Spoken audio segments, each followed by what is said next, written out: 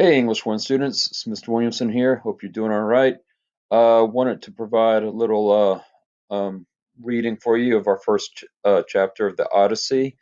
I've included here the copy from our textbook, and I'm going to read it out loud for you, and then there will be some questions to prompt you. Now, the video I'm recording is limited to 5 minutes, so I will have to stop at one point and pick up in another video.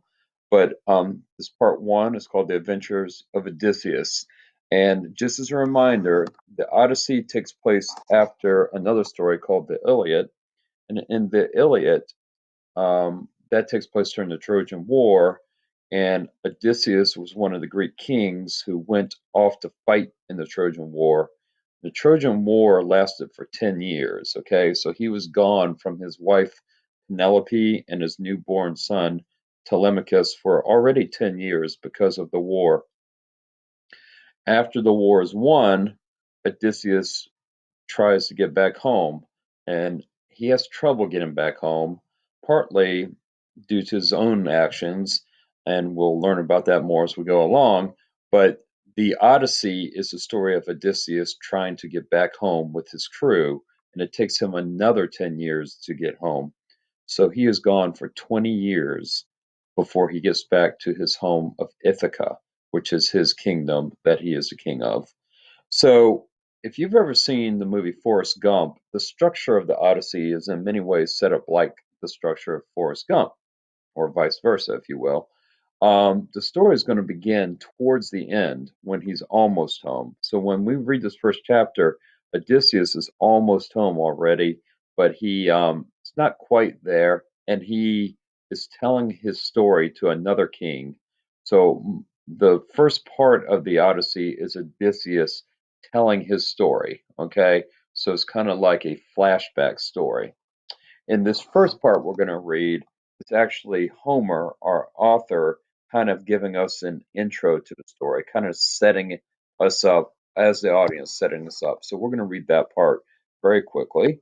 This is called Part 1, The Adventures of Odysseus. In the opening verses, Homer addresses the muse of epic poetry. He asks her help in telling the tale of Odysseus. Sing in me, muse, and through me tell the story of that man skilled in all ways of contending, the wanderer, harried for years on end after he plundered the stronghold on the proud height of Troy. And this is making an allusion back. Troy, when they say Troy here, they're making an allusion to the Trojan War that occurred in the previous story, the Iliad. While we're here, a muse, just so you know, is any one of the 9 goddesses of the arts, literature, and sciences, spirit that is thought to inspire a poet or other artist.